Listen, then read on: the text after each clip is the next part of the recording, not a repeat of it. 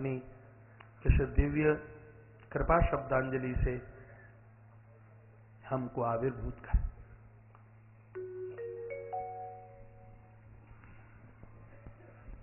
श्री राधे श्री राधे श्री राधे। वंदे ब्रज वसुंधरा। ब्रज की पावन वसुंधरा को नमन। आराध्य चरणों में नमन, गुरु चरणों में नमन, व्यासपीठ को नमन। व्यासपीठ पर सुशोभित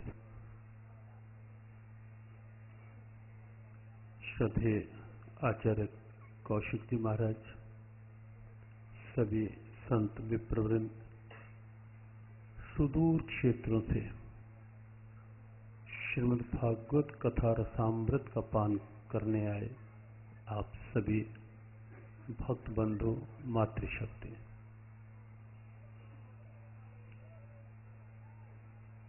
श्रीमद् भागवत का श्रवण कभी भी हो, कहीं भी हो, कैसे भी हो, वो निश्चित रूप से मंगलकारी है, लाभप्रद है। लेकिन इन दिनों जो आप श्रीमद् भागवत कथा श्रवण कर रहे हैं, ये हर दृष्टि से जीवन का परम सौभाग्य है, अति विशेष ईश्वरीय कृपा है। कार्तिक का पावन पुनीत मास चल रहा है।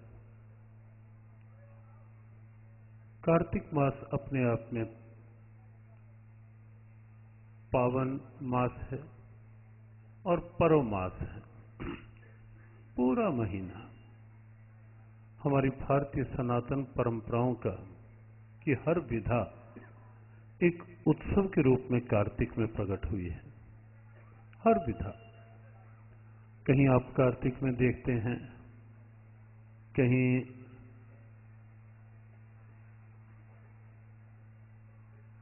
दीपावली का पर्व, कहीं अन्नकूट का पर्व, कहीं कार्तिक में रिश्तों की पहचान एक पर्व, भ्रातृदोज, करवा चौथ, अहोई, रिश्तों की पहचान को भी पर्व का रूप दिया गया हमारी संस्कृति में। और ढेरों पर। और ये जो दिन हैं,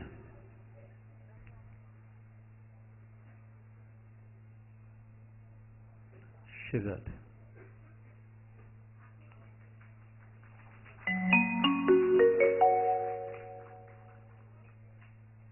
श्री राधे।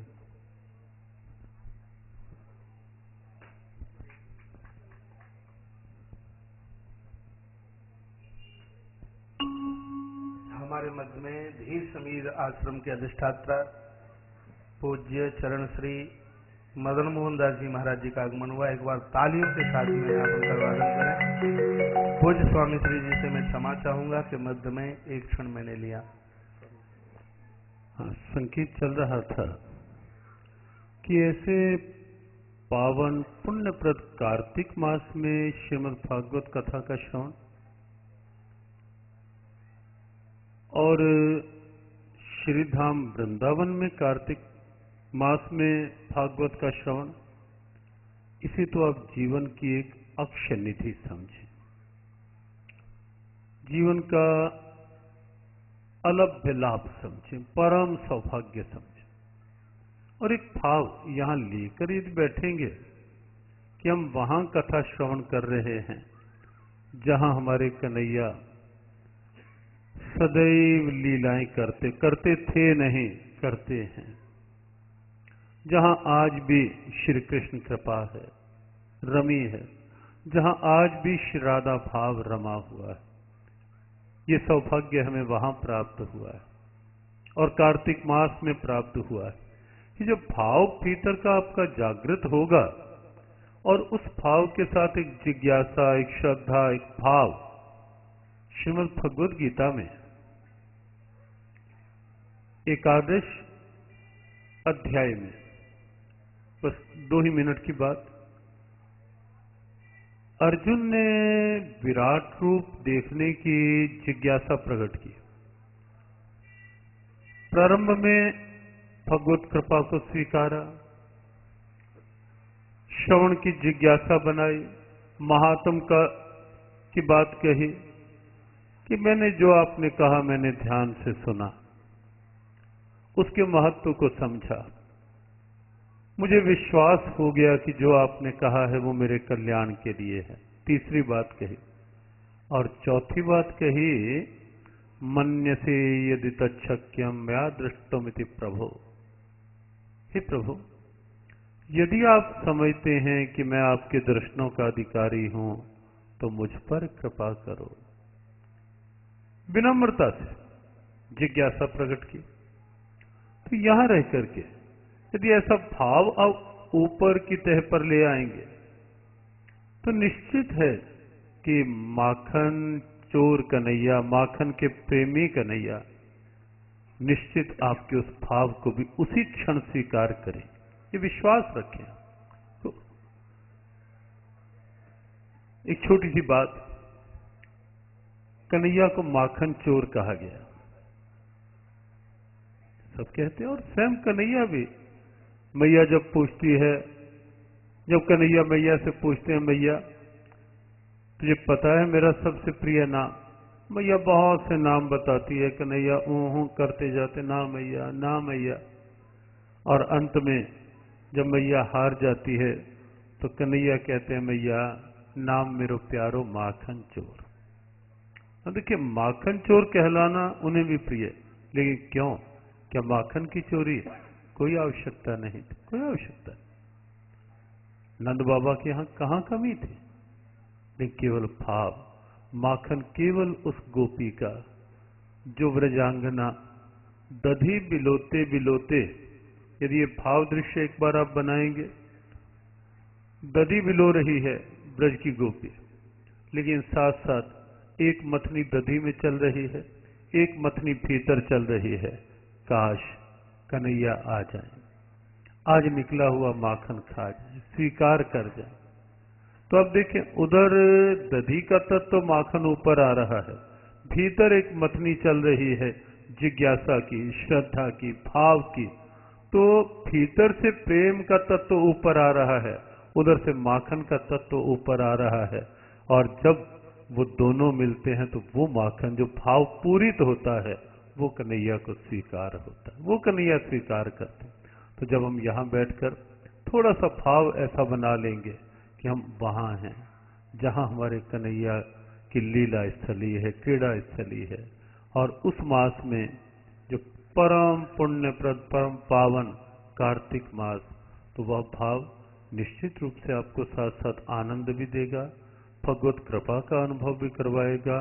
और यह श्रवण आपके न केवल इस समय को सार्थक करेगा, अपितु लोक परलोक का एक मजबूत आधार बनेगा। श्रद्धेय आचार्य कौशिक जी महाराज पिछले अनेक वर्षों से श्रीमद् भागवत कथा को सुदूर क्षेत्रों तक जन जन की प्रेरणा बनाने का बड़ा सार्थक प्रयास कर रहे हैं। उनके द्वारा ढेरों श्रीमद् भागवत अनुष्ठान सुदूर क्षेत्रों में संपन्न हो चुके हैं, हो रहे हैं। और हमें अच्छा लगता है, जैसा उन्होंने कहा कि उनका प्रारंभिक भाव श्री कृष्ण कृपा धाम से प्रारंभ हुआ। और हम भी जब कभी आश्रम में होते हैं, कभी चर्चा होती है, तो ये चर्चा होती है आश्रम में कि आचार्य कौशिक जी यहाँ से श्री कृष्ण कृपा पाकर, श्री कृपा बिहारी जी की कृपा पा करके अग्रसर हैं अपनी ब्रज संस्कृति, अपनी भारतीय सनातन परंपराओं। और श्रीमद् भागवत कथा वाचन एक अलग स्थिति, लेकिन उसके साथ साथ भीतर का भाव, अपनी भारतीयता का भाव, राष्ट्रीयता का भाव, अपनी सांस्कृतिक परंपराओं, गरिमाओं, अस्मिताओं को भी जन जन के भीतर की आस्था बनाने का जो भाव है, जो आज की प्रबल आवश्यकता है, उसके प्रति भी आचार्य कौशिक जी सदैव जागरूक रहते भी हैं और जागरूक करते भी रहते हैं। ऐसा हमें संकेत मिलता रहता है, प्रसन्नता होती है। व्यासपीठ को नमन के साथ हमारे आचार्य कौशिक जी महाराज के लिए हृदय से शुभकामना, मंगल कामना। इसी प्रकार से उनकी वाणी पर आराध्य चरणों की कृपा, किशोरी जी की कृपा उनकी वाणी के शब्दों के माध्यम से जन जन के हृदय को आप्लावित करती रहे और उत्तरोत्तर उनका ये सुयश श्रीमद् भागवत के माध्यम से, ब्रज की परंपराओं के माध्यम से देश विदेश में और आगे बढ़ता रहे। हमारी हृदय से शुभकामना, मंगल कामना।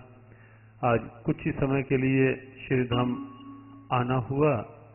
दिन में कुछ थोड़ा सा कार्यक्रम था और अभी कुछ लोग आए हुए थे। जब फोन आया तो हमने कहा कि 5 मिनट के लिए हम व्यासपीठ को प्रणाम कराते हैं और आचार्य श्री को अपनी मंगल कामनाएं, और आप सब सुदूर क्षेत्रों से आए, आप सबको भी मंगल कामना। अच्छा लगा। हमारे श्रद्धेय मदन मोहन दास जी महाराज भी यहाँ विराजित हुए। अब आप आगे आनंद लेते रहें आचार्य श्री की वाणी का। हमारी व्यवस्था बीच में से ही जाने की। जय श्री कृष्ण, जय श्री राधे।